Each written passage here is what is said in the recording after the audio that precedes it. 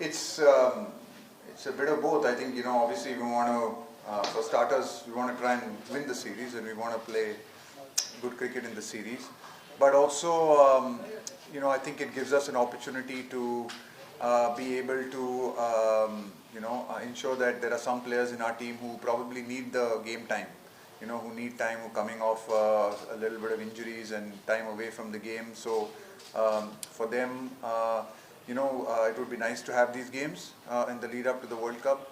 And there are some other players who've been playing a lot of cricket for us who we'd like to give some breaks and maybe rotate them a little bit and see how it goes. So it's a mix of both. I think it's one of those series where I think certainly with our fast bowlers, and we've already maybe in the team. You've seen with the team, some of the boys are not playing the first two games, so we'll also rotate our fast bowlers a little bit. But there are some other guys, who it would be nice that we're having these three tough games to give them the opportunity to be able to play three tough games before the World Cup.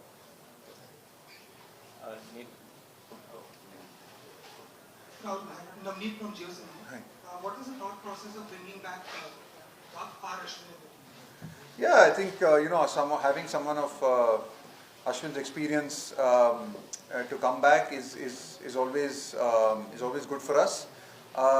Look, I think someone like Ashwin provides you that experience, that ability to be able to also contribute with the bat at number 8, and is someone that we've always thought of that in case there were certain injuries or in case there was certain the opportunity opened up, then he was someone who was definitely always a part of our plans, to someone that we would consider, knowing fully well that someone of his experience probably, I know hasn't played a lot of one-day cricket over the last bit, but someone of his experience probably can deal with that really well.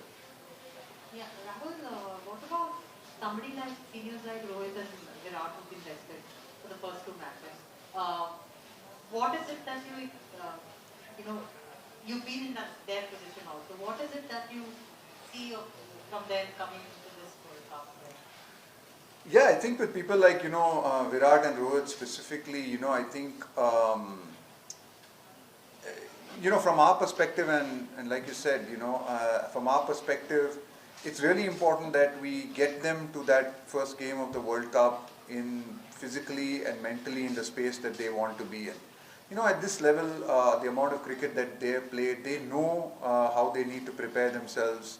And a lot of these decisions are made in discussion with them in an effort to try and get all our players, obviously not only the 2 of them, but certainly the senior and the more experienced guys kind of have their routines and know how what they need to do to get into that first game just in the right frame of mind.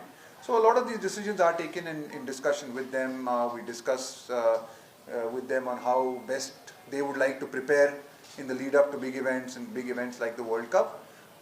And so I think based on those discussions, based on those sort of mutual, we come up with some mutual decisions on deciding that probably these 2 games were good games for them to take off just to refresh mentally more than anything else.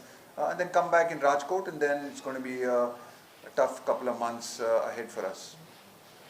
Rahul, just wanted to know, Surya has played 27 ODIs till now.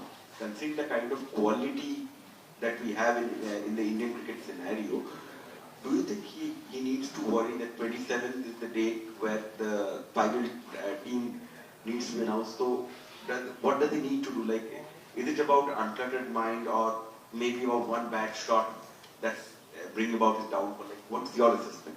I don't think he firstly needs to worry about the 27th. I mean, that's not the thing. We've picked our team for the World Cup, and Surya is in it. We made that decision to do that, and we completely back him.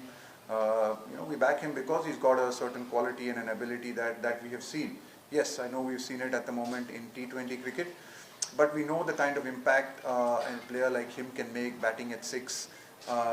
He can change the course of a game. So, we've completely backed him, been very clear about that. There's been sort of total clarity on the fact that we're completely behind him, and we know that hopefully he'll be able to turn it around. And these 3 games, again, he is someone who will get these 3 games, and at least the first couple certainly, to be able to again develop and keep growing on his journey as a one-day cricketer.